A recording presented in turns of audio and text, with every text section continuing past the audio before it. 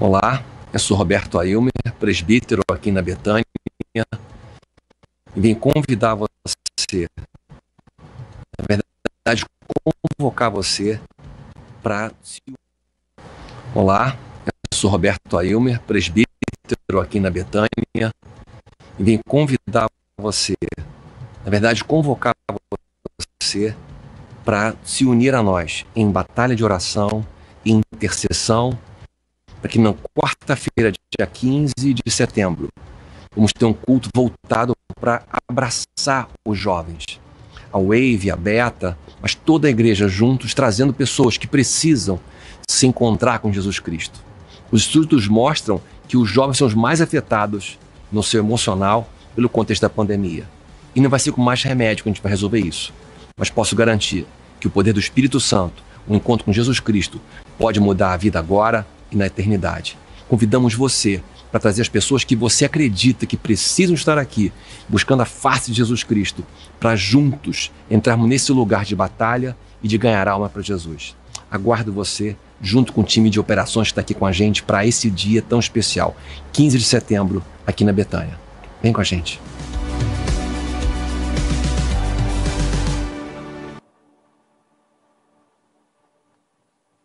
Irmãos queridos, boa noite. O texto para o qual eu gostaria de chamar a atenção de todos é o que se encontra na carta de Paulo aos Filipenses, capítulo 4, versos 8 e 9. Carta de Paulo aos Filipenses, repito, capítulo 4, versos 8 e 9, que dizem assim: Finalmente, irmãos, tudo o que é verdadeiro, tudo o que é respeitável, tudo o que é justo, tudo que é puro, tudo que é amável, tudo que é de boa fama, se alguma virtude há e se algum louvor existe, seja isso o que ocupe o pensamento de vocês. O que também aprenderam, receberam e ouviram de mim, e o que viram em mim, isso ponham em prática. Olha que promessa. E o Deus da paz estará com vocês. Vamos orar? Pai Santo, nós nos lançamos na sua misericórdia. Tu que sondas mentes e corações, sabe que somos pecadores. Por isso nós apelamos para a sua graça, a fim de que ela opere em nossas vidas, nesse momento nos perdoando e abrindo nosso entendimento para a compreensão da verdade. É o que te pedimos em nome do Senhor Jesus. Rogando a Ti que Tu leves em consideração também a nossa fome e sede de conhecimento. Estamos certos de que a felicidade que procuramos é indissociável da Sua pessoa. Por isso nós imploramos a Ti, batiza-nos com o Espírito Santo e aplica com grande poder a Tua verdade no nosso coração. Em nome de Jesus, Senhor. Amém. Versículo 8.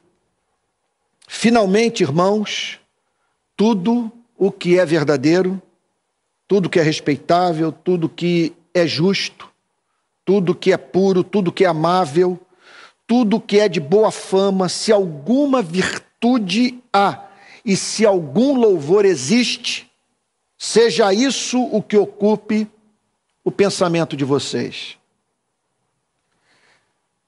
Paulo quer encerrar a carta, mas seu amor não permite.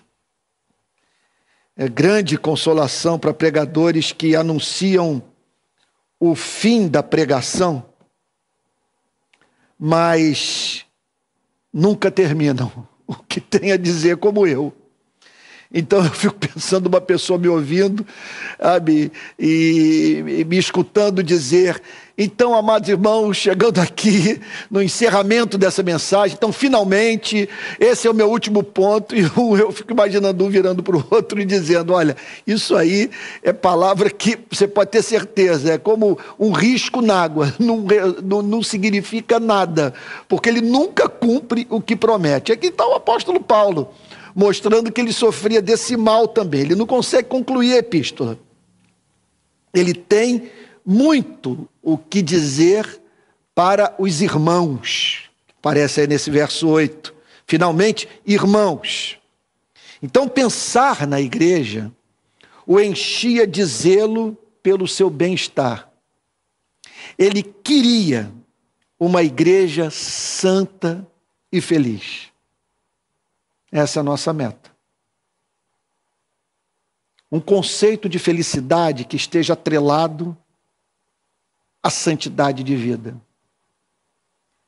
E um conceito de santificação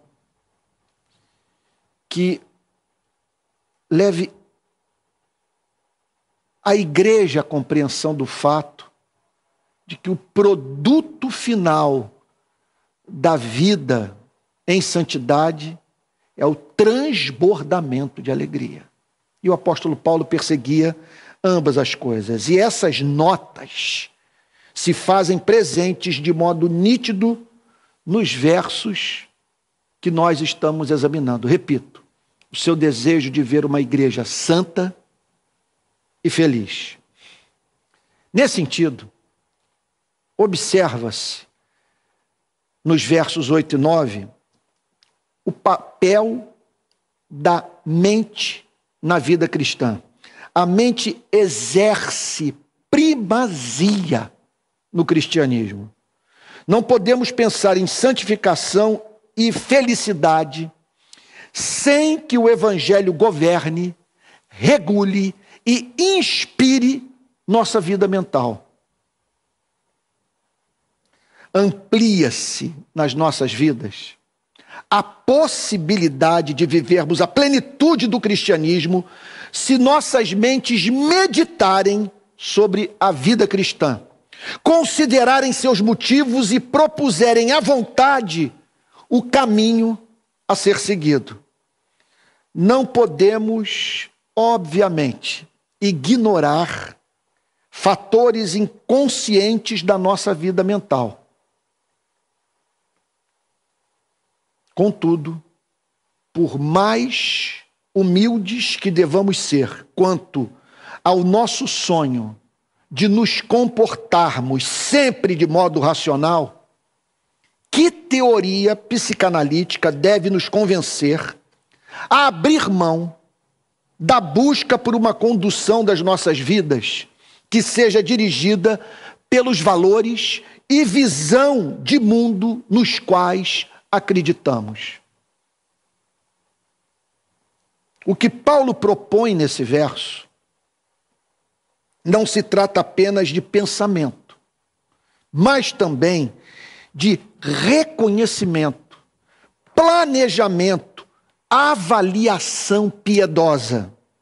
Ele chama todos a ocuparem a mente com o que é verdadeiro. Olha o que diz o texto.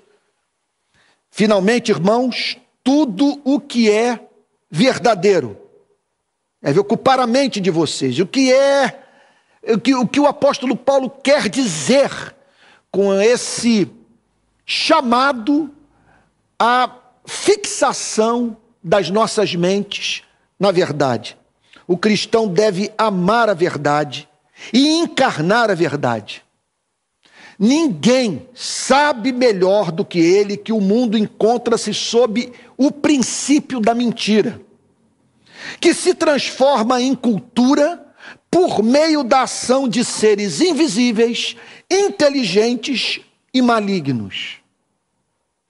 O respeitável, diz o apóstolo Paulo, também nesse verso 8, deve ocupar espaço na sua mente, uma vez que o digno de respeito, o nobre, o honorável, deve ser objeto da sua e da minha mais séria reflexão.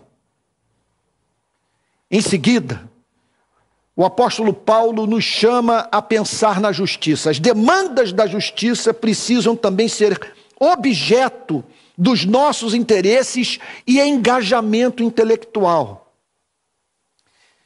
O cristão deve pensar no que faz com que a Deus seja dado o culto que lhe é devido, e ao homem seja dado aquilo que o valor da sua vida requer. Esse é o retrato do ser humano justo. Ele dá a Deus o culto que lhe é devido e ao homem aquilo que o valor da sua vida, a santidade da sua existência requer. Ele deve reconhecer também as manifestações da justiça na sociedade. Ele é chamado, repito, para pensar no que é justo. Ele deve trazer à sua memória os atos de justiça de Deus.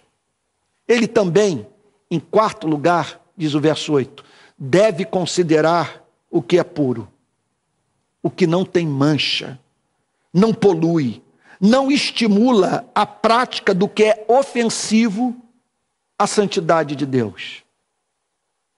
Em suma, o que é inocente e faz com que ninguém seja prejudicado pelo que fazemos. Agora, os cristãos são estimulados pelo apóstolo Paulo a também pensar no que é belo. Eles devem ser movidos pela graça divina, ou suplicar que sejam movidos pela graça divina a amar o que é belo.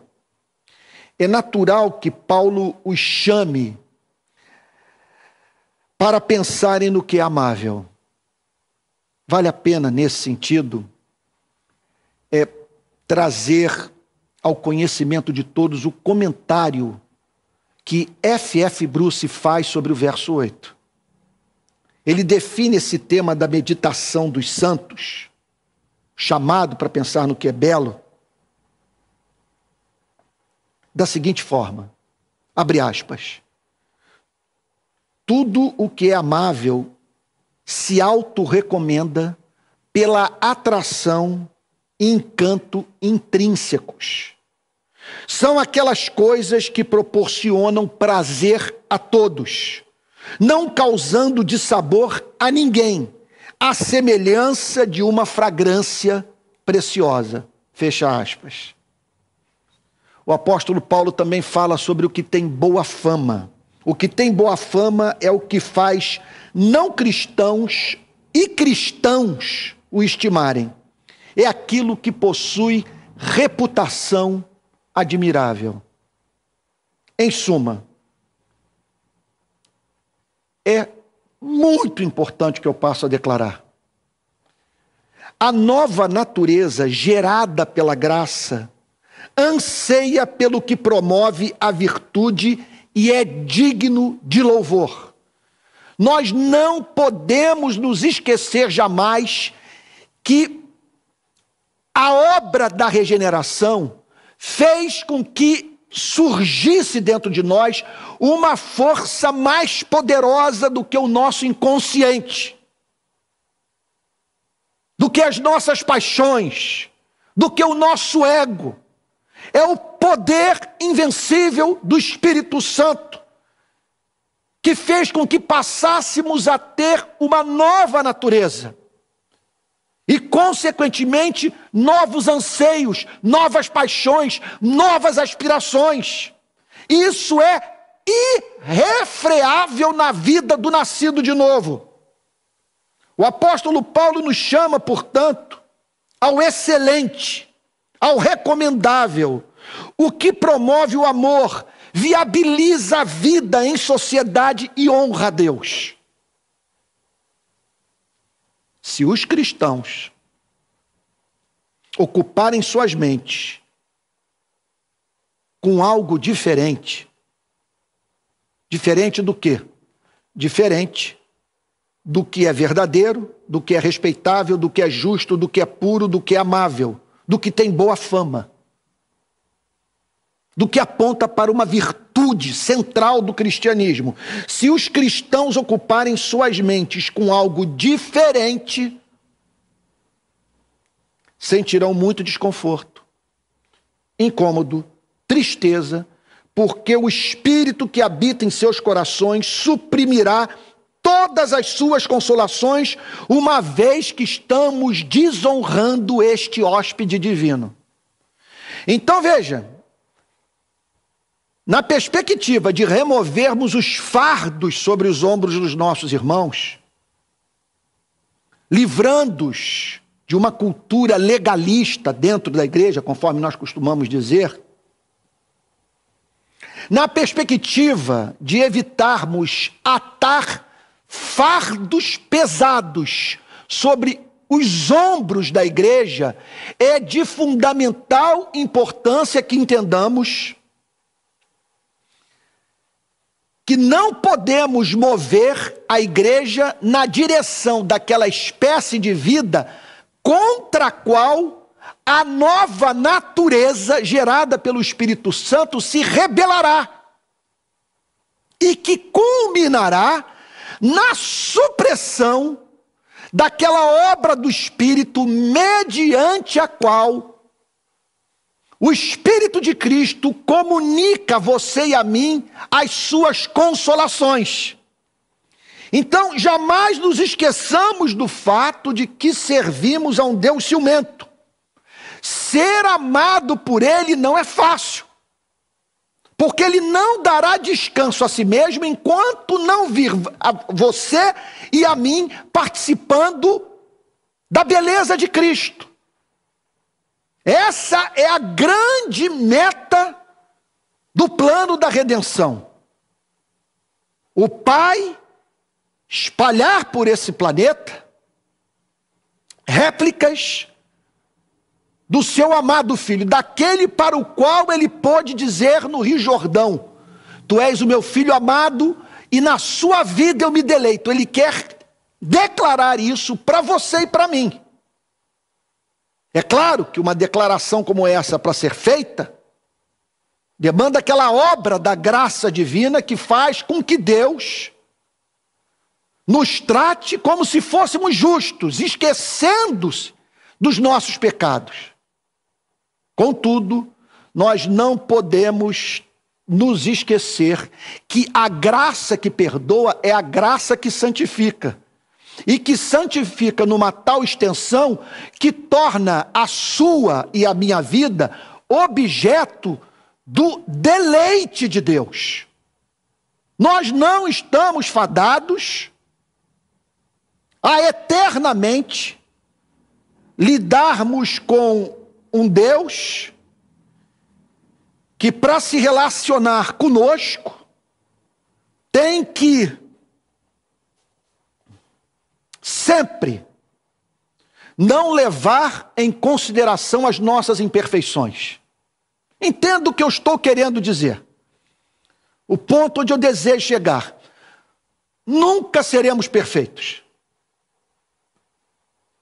O processo é inexorável, é absolutamente certo e inalcançável, porque a referência é Cristo. Então, trata-se de uma obra que irá percorrer ou vazar a eternidade. Contudo, veja, é uma obra que hoje é chamada de graça perdoadora, que lança nas profundezas do mar os pecados que você e eu confessamos. Mas essa graça é obcecada pela ideia de ser graça que embeleza, graça que santifica, graça que nos torna formosos aos olhos de Deus. Então, por isso, essa ênfase do apóstolo Paulo. O que o apóstolo Paulo está pedindo no verso 8 é que a igreja ocupe a sua mente com aquilo que é congenial à nossa nova natureza, uma natureza que tem fome e sede de justiça, fome e sede de santidade, fome e sede de participar da beleza de Jesus. E quando nós nos recusamos nos submeter a um verso como esse, e em nome de alguma teoria sobre o funcionamento da psique humana, julgamos que um verso como esse sobrecarrega o ego e que enche as pessoas de culpa, nós estamos levando a igreja na direção de uma vida antinatural do ponto de vista da obra da regeneração, e não apenas isso, uma vida que estará privada da consolação do Espírito. Por que uma vida privada da consolação do Espírito? Porque a Bíblia claramente nos ensina que nós podemos entristecer o Espírito Santo. E não apenas isso, nós podemos viver uma espécie de vida que embota os nossos sentidos espirituais, de modo que nós perdemos o prazer nas Escrituras. E nem nos preocupamos mais com isso.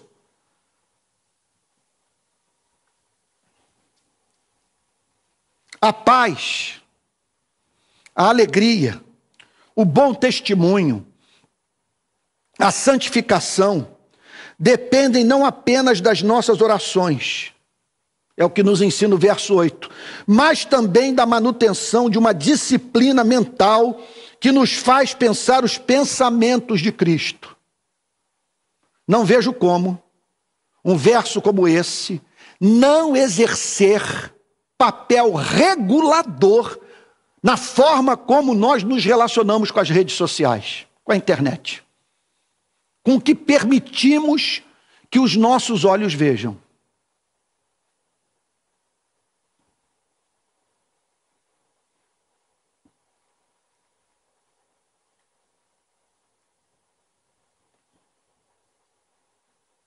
É claro que não podemos impedir que os maus pensamentos venham. Eles vinham sobre a cabeça do apóstolo Paulo.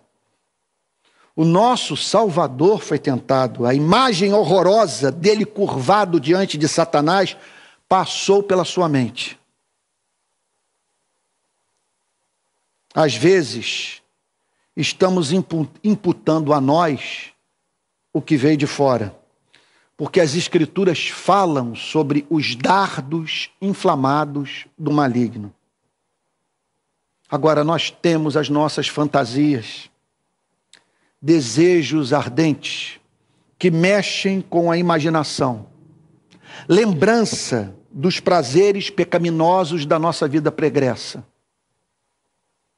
Duas coisas devemos fazer nessas horas. Primeira, não deixarmos esses pensamentos fazerem ninho na nossa cabeça, como alguém falou. E, em segundo lugar, nos lembrarmos do melhor amigo da nossa alma. Nos lembrarmos dele quando? Nas horas em que a nossa mente é tomada por fantasias. Em que a supressão de determinados desejos representa para as nossas vidas um ato como arrancar um braço. Nessas horas em que nos sentimos como que fadados a seguirmos o princípio do prazer pecaminoso, nessas horas nas quais nos vemos enredados com antigos maus hábitos e fraquezas morais que nos humilham, que nos fazem sentir imundos, indignos da presença de Deus. Nessas horas que chegamos à conclusão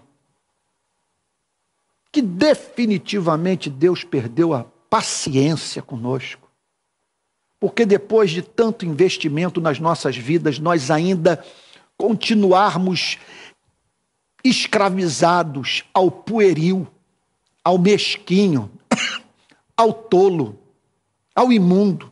Nessas horas, nós temos que nos lembrar do Cristo de Hebreus capítulo 4, versos 14, 15 e 16, que dizem assim: tendo, pois, Jesus, o Filho de Deus, como grande sumo sacerdote que adentrou os céus, conservemos firmes a nossa confissão. Porque não temos sumo sacerdote que não possa se compadecer das nossas fraquezas.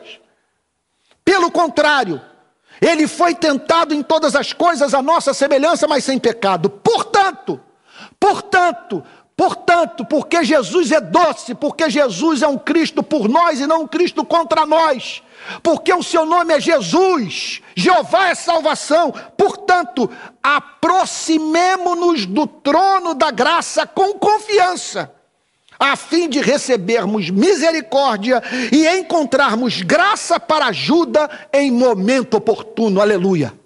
Esse é o nosso Deus. Esse é o Cristo que tem que ser revelado à igreja.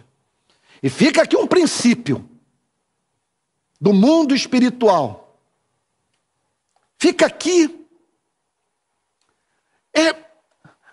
uma advertência contra uma cilada que tem sido posta no caminho dos filhos de Deus no decorrer dos séculos. Que cilada é essa? É nas horas que a mente é tomada por essas fantasias sobre as quais eu já falei. Nas horas em que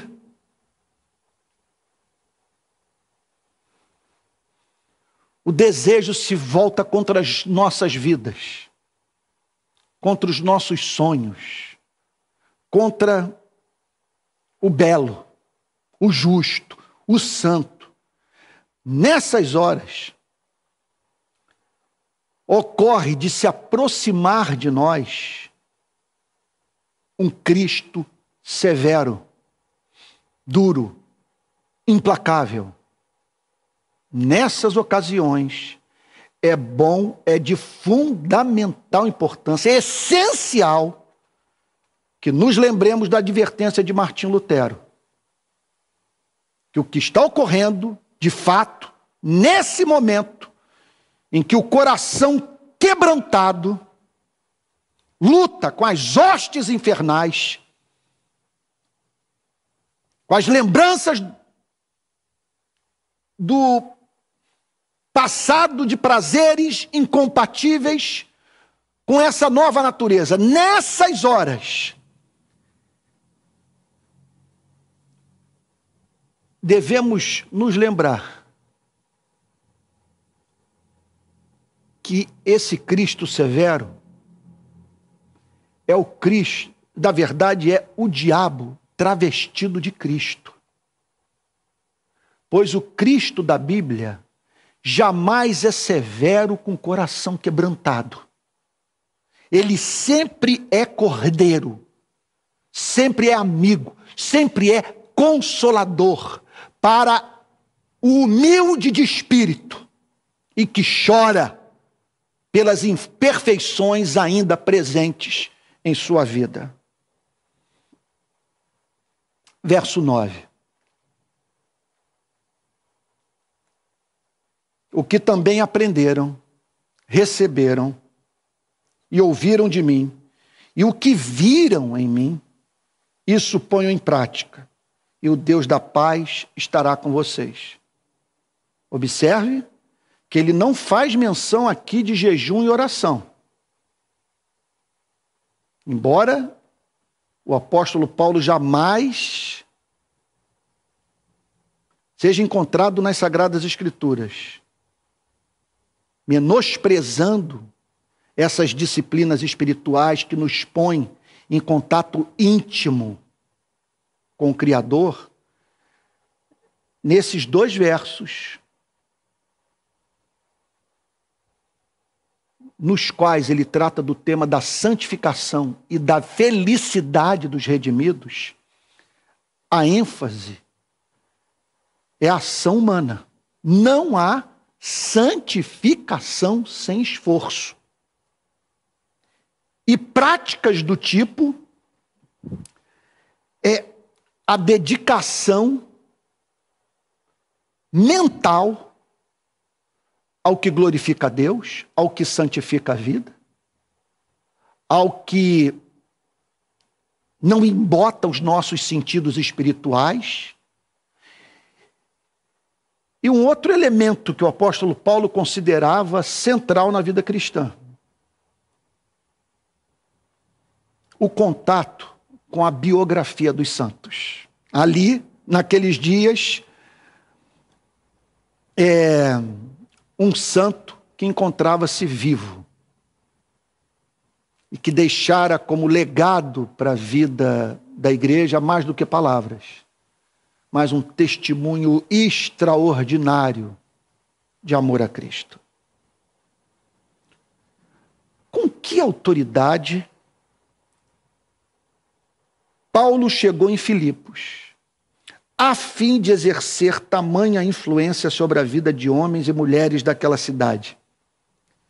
Olha, foi a pergunta que eu me vi levado a formular, que eu redigi, que consta aqui no meu sermão, com base no que ele declara no verso 9. No verso 9 a gente se depara com uma declaração como essa: o que também aprenderam, receberam, ouviram de mim, e o que viram em mim, isso ponham em prática, e o Deus da paz estará com vocês.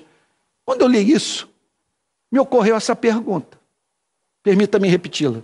Com que autoridade Paulo chegou a Filipos a fim de exercer tamanha influência sobre a vida de homens e mulheres daquela cidade? Uma outra pergunta: como pode alguém dizer e convencer pessoas sobre o modo como essas deveriam viver? Por que a minha preocupação em responder essas perguntas? Porque nada é mais escandaloso e inaceitável para a modernidade do que a sujeição à autoridade de quem quer que seja. E aqui nós vemos um homem simplesmente dizendo: e o que vocês aprenderam, receberam, ouviram de mim, e o que viram em mim, isso põe em prática. Como explicar uma declaração como essa? Só existe uma explicação: para que uma injunção como essa tenha sentido. Aquelas pessoas, os membros da igreja de Filipos, tiveram acesso a uma mensagem que atendeu às suas mais profundas aspirações existenciais. Vamos tentar entender o apóstolo Paulo apresentando sua vida e se sentindo diante de Deus livre para se oferecer como referência de vida cristã para os membros de uma igreja. Qual a esperança de um discurso como esse dar certo? O apóstolo Paulo partia da pressuposição que aquelas pessoas tiveram acesso a uma mensagem que atendeu às suas necessidades mais profundas, ou às suas aspirações existenciais mais profundas. Elas também divisaram a beleza de Cristo. Jamais se converteriam se o Espírito Santo não as tivesse levado às lágrimas por força da revelação da beleza de Jesus. Elas ouviram o apóstolo Paulo pregar e receberam o evangelho. A elas foram apresentados fatos históricos e respostas para as grandes questões da vida. Elas ouviram falar sobre o juízo vindouro e a oferta de redenção feita por Cristo. Manifestações também do poder de Deus ocorreram. As portas do cárcere se abriram. Homens foram vistos louvando a Deus em meio aos sofrimentos que enfrentavam. E uma jovem escrava, vítima de um demônio que assediava, fora liberta de modo espetacular. Mas não apenas isso. Paulo ensinou o evangelho e o apresentou na sua vida, nos dias em que ele viveu na cidade de Filipos. Havia, portanto, o legado de uma pregação proposicional que lhes apresentou verdades objetivas a serem cridas. Mais do que isso, eles viram a reprodução da vida de Cristo na vida de um apóstolo. Eles não conheceram o Cristo encarnado, mas viram Cristo na vida de um homem. Então nós aprendemos duas lições com esse verso. Primeira tem a ver com a evangelização do mundo. A melhor apologética que existe é a pregação clara e apaixonada do Evangelho, feita por quem, através de cuja vida, Cristo revela a sua beleza. Segunda lição tem a ver com a doutrina da santificação. O contato com a biografia dos santos é um dos mais poderosos estímulos à vida santa. Que conheçamos o testemunho desses luminares da história da igreja, cujo amor por Cristo nos humilha, emociona, inspira e ilumina. Foi a experiência que eu tive semana retrasada num jantar no Rio. Eu não sei se eu mencionei isso na última pregação. Perdão se eu estou repetindo a ilustração. Eu conversava com um amigo batista, quer dizer, membro de uma igreja batista, e que estivera com o pastor Mauro Israel, que foi pastor da primeira igreja batista de São Gonçalo, e que morreu vítima de um câncer no cérebro em 2002. Esse amigo, membro de igreja batista, foi visitar o famoso ministro batista, Mauro Israel, no quarto em que ele se encontrava internado. E ele me contou no jantar, e eu tive que reproduzir essa história nas redes sociais. Foi um dos posts mais lidos este ano, escritos, dentre aqueles que foram escritos por mim. Porque o que esse irmão disse foi muito comovente. Foi santificador na minha vida. Ele contou que quando esteve com o pastor Mauro Israel, o ouviu dizer: se eu for curado, você verá a glória de Deus. Se eu não for curado, eu verei a glória de Deus. Por isso que nós encontramos o apóstolo Paulo dizendo: o que também aprenderam, receberam e ouviram de mim, e o que viram em mim, isso ponham em prática. O cristianismo, nesse sentido, jamais deve ser transformado em filosofia. Suas verdades são reveladas para ser cridas e praticadas. Por isso que o apóstolo Paulo declara: isso ponham em prática. De que vale a igreja se orgulhar da sua tradição teológica, se os seus membros são capazes de julgar que ler os teólogos do passado significa ter o seu espírito? É aquela história contada por Martin Lloyd Jones num dos seus livros, que ele foi para um encontro de calvinistas na Holanda, e que ao término daquele encontro, ao se deparar com o comportamento dos calvinistas, ele foi levado ao seguinte pensamento: eis a diferença entre conhecer o calvinismo e ter o espírito do calvinismo. Aquelas pessoas conheciam a história do calvinismo, conheciam a tradição calvinista, a teologia reformada, mas, segundo Martin Lloyd Jones, não manifestavam o espírito calvinista, espírito reformado, aquele que esteve presente em homens como Jonathan Edwards, John Owen. Meu Deus, quantos luminares, em João Calvino. E toda uma geração que mudou o curso da história. E sobre cujos ombros, hoje, nós conseguimos divisar aquilo que não enxergaríamos, sem a luz comunicada por esses luminares do passado. De que vale a busca por experiências místicas que não tornam a vida mais humana? Quando o apóstolo Paulo diz, isso ponham em prática, o que ele está dizendo é que nós somos justificados pela fé somente, mas jamais por uma fé que está sozinha. Somos justificados por uma fé que precisa ser justificada pelas obras. Sem as obras do amor, a fé é morta. O que acontece com a vida de uma igreja que preserva a doutrina e, por amá-la, a reproduz em sua vida? A parte final do verso 9 visa responder essa pergunta.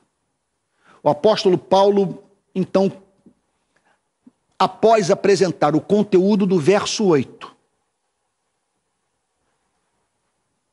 e o conteúdo do verso 9,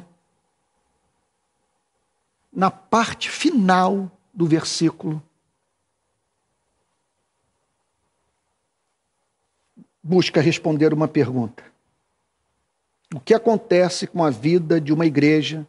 Na verdade, ele queria encorajá-los, queria animá-los, queria consolá-los, queria movê-los à ação, a partir de uma promessa. Qual promessa? O que acontece com a vida de uma igreja que preserva a doutrina e, por amá-la, reproduz em sua vida? Eu não conheço promessa maior. A promessa da sujeição intelectual à verdade e obediência ativa consiste na presença inconfundível do Deus da paz na vida de cada um dos membros da igreja. Essa é a promessa. Olha o que ele diz na parte final do verso 9. E o Deus da paz estará com vocês. Meu Deus, veja a consequência disso tudo. Aqui não é moralismo barato. Finalmente, irmãos, tudo que é verdadeiro, tudo que é respeitável, tudo que é justo, tudo que é puro, tudo que é amável, tudo que é de boa fama, se alguma virtude há, se algum louvor existe, seja isso que ocupe o pensamento de vocês. O que também aprenderam, receberam e ouviram de mim e que viram em mim, isso ponham em prática.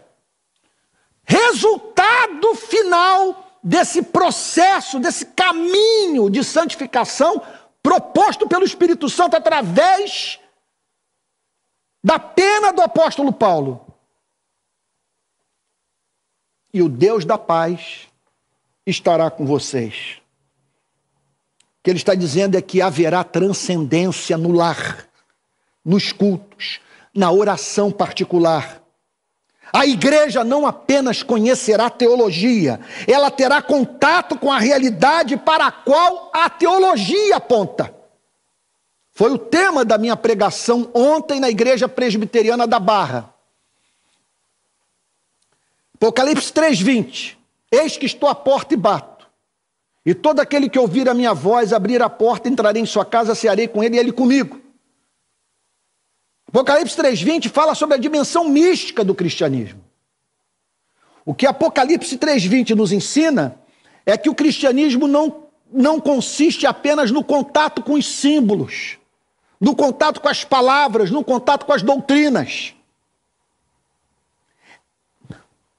Esse conjunto de informações representa conjunto de informações sobre uma realidade, sobre um mundo concreto, real e espiritual.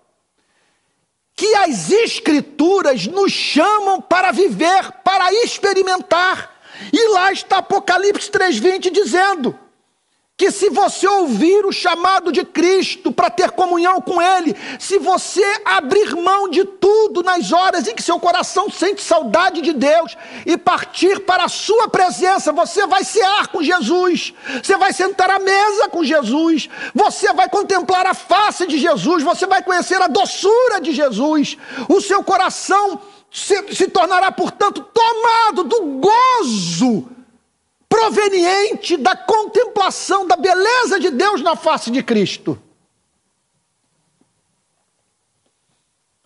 E é isso que o apóstolo Paulo está dizendo. Se você levar a vida cristã a sério, se a visão mais profunda da graça não o conduzir a ser muito mal, porque Deus é muito bom, você terá experiências inconfundíveis com o Deus da paz.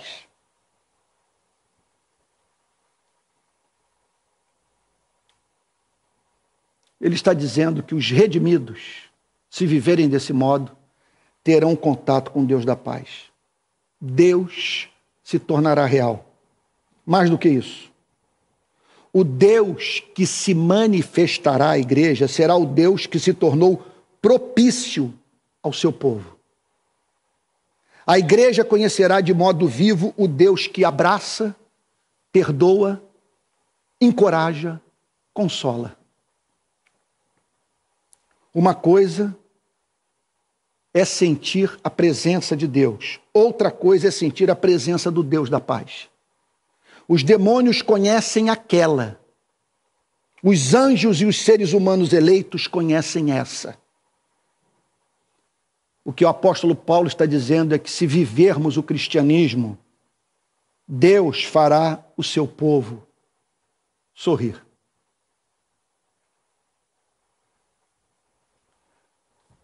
Concluo mesmo, exceto se o Espírito Santo me pegar aqui. Se o espírito de Pentecostes vier sobre mim, aí pronto. Aí a responsabilidade não é mais minha, é do Espírito de Deus, e isso pode acontecer. Nem sempre o pregador é daquele tipo, né, cuja palavra pode ser comparada a um risco na água. Sabe? Nem sempre esse é o caso. Ele com sinceridade disse, concluindo, aí de repente o Espírito vem sobre ele. E ele, portanto, tem dificuldade de chegar ao fim. A história dos avivamentos estão repletas desse tipo de testemunho. Agora, concluindo mesmo, vale ressaltar um ponto, à luz do que vimos nesse verso 9. Permita-me repeti-lo. O que também aprenderam, receberam e ouviram de mim, e o que viram em mim, isso ponham em prática, e o Deus da paz estará com vocês. Observa-se que desde o início do cristianismo há uma forma de viver. Um espírito que passa de geração em geração. O que eu estou querendo dizer? Cristo revelou o caráter de Deus. Os discípulos revelaram o caráter de Cristo. Os primeiros convertidos reproduziram a vida de Cristo tal como foi manifestada na vida dos apóstolos. E assim, ao longo desses mais de 2000 anos de história da igreja. Qual é a aplicação que deve ser feita dessa verdade?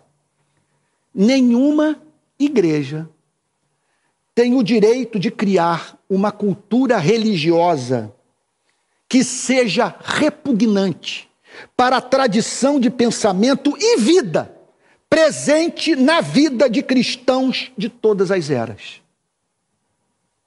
Jamais haverá paz na igreja que não anda no espírito da comunidade da fé.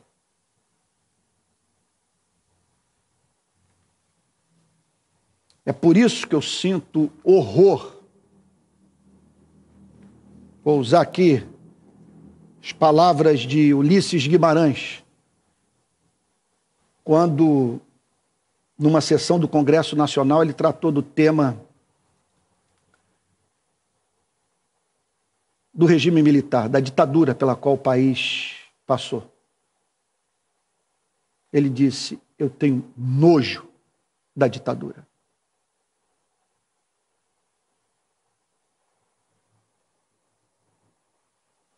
Bom, eu tenho nojo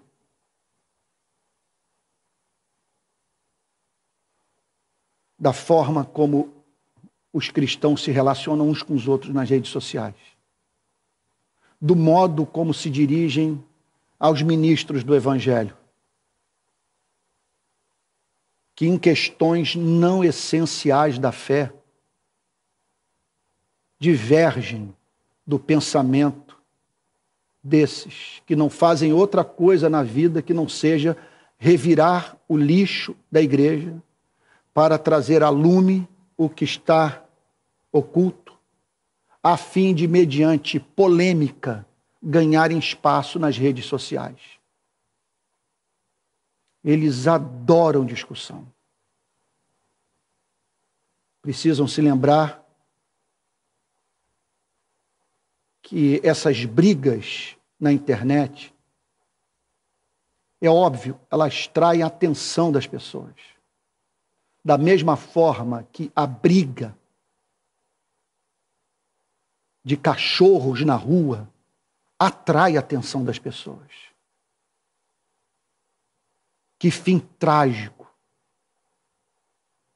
essa gente terá, entre a qual muitos jovens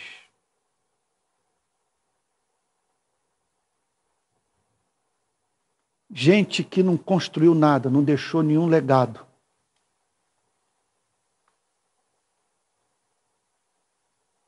Gente sem história.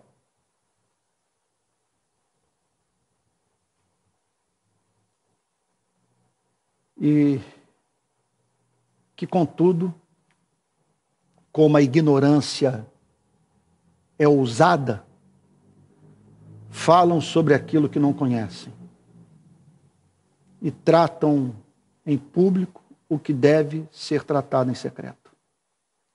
Bom, deixa eu dizer o que eu estou querendo comunicar. Eu estou falando de um espírito que atravessa a igreja, uma forma de viver. Esses dias alguém me falou sobre uma prática, um comportamento que me parece não condizente com a lei natural e com o propósito de Deus para a vida do seu povo. Ao que eu me virei para o meu interlocutor e disse o seguinte: você imagina, num avivamento, numa daquelas reuniões de oração, as quais eu já participei em não poucas ocasiões, que o Espírito Santo vem, varre a igreja. É um negócio impressionante. Eu me lembro da minha época de surfista.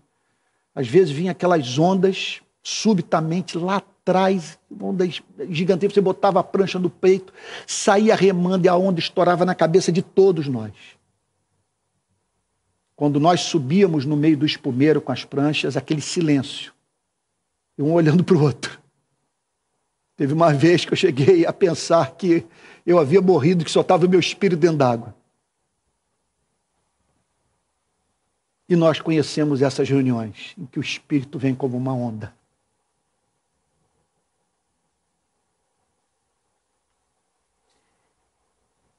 E eu tenho profunda dificuldade de imaginar nessas manifestações do Espírito pessoas mantendo o comportamento que a igreja quer, parte da igreja quer acolher como natural.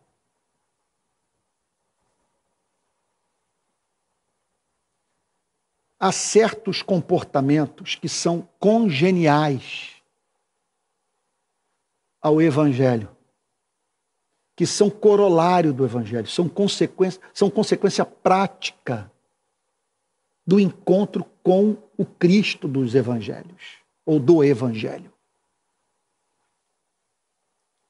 O encontro com Cristo do evangelho é o encontro com Cristo misericordioso. Portanto, há uma tendência na vida do que teve o encontro real com Cristo, a prática da misericórdia. O encontro com Cristo real é o encontro com Cristo perdoador. Portanto, essa pessoa é levada a ter um espírito perdoador. O encontro com Cristo real é o encontro com Cristo paciente. Essa pessoa, portanto, é conduzida, ela é condicionada por essa experiência a tratar com longanimidade o próximo. De modo que, quando você viaja pelo mundo, visita os campos missionários, tem contato com igrejas que estão nascendo, ou igrejas que já foram plantadas, e conhece os missionários cristãos espalhados pelos continentes, um traço você observa em todos eles. Isso é invariável. Isso é alguma coisa que atropela todas as culturas. Eu chamaria de elemento de doçura. O verdadeiro cristão é doce. Em razão do fato dele ter sido moído pela lei e aos prantos ter procurado a Cristo em busca de perdão. E por ter sido acolhido pela misericórdia de Cristo, ele tem a totalidade da sua vida regulada por essa visão de uma gravíssima iniquidade que foi perdoada por Jesus. Eu não vejo esse espírito presente nas redes sociais. E olha, eu vou mais ainda, um pouquinho mais longe. Tem me chamado a atenção a falta de tato no seio das nossas igrejas. Como que pessoas assim se sentem livres para ser estúpidas, boçais, e não se preocuparem com o que suas palavras vão representar para a autoestima dos seus irmãos na fé. E nessas horas eu sou levado a pensar na injunção do Sermão da Montanha, quando o Senhor Jesus declara: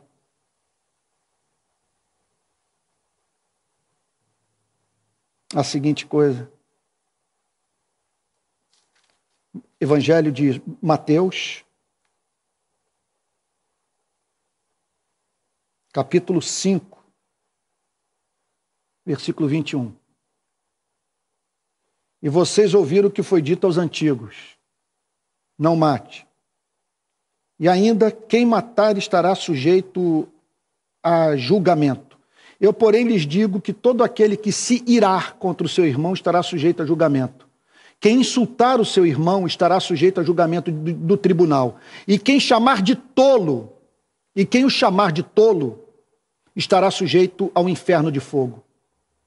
Portanto, se você estiver trazendo a sua oferta ao altar e lá se lembrar que seu irmão tem alguma coisa contra você, deixe diante do altar a sua oferta, vá primeiro reconciliar-se com seu irmão e então volte e faça a sua oferta.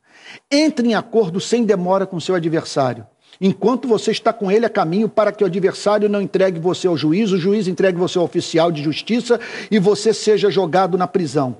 Em verdade lhe digo que você não sairá dali enquanto não pagar o último centavo. Bom, quero dizer o seguinte, concluindo, que vergonha.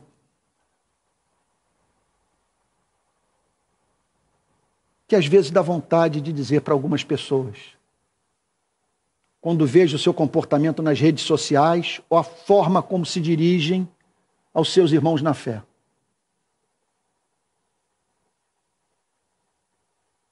Amigo, isso não é coisa de cristão. Não foi o Espírito Santo que o ensinou a ser estúpido. Você se comporta como se jamais tivesse um dia subido ao templo, batendo no peito, dizendo para Deus ser propício a mim, pecador. E após ter sido perdoado pelo seu Criador, ter voltado para o lugar onde mora, a fim de reproduzir na vida do próximo o tratamento que você recebeu da parte de Deus. É isso que o apóstolo Paulo está querendo nos ensinar em Filipenses capítulo 4, versículo 9. É um espírito presente sobre a vida de todos os cristãos, desde a vinda de Cristo. O que também aprenderam, receberam e ouviram de mim, e o que viram em mim, isso ponham em prática.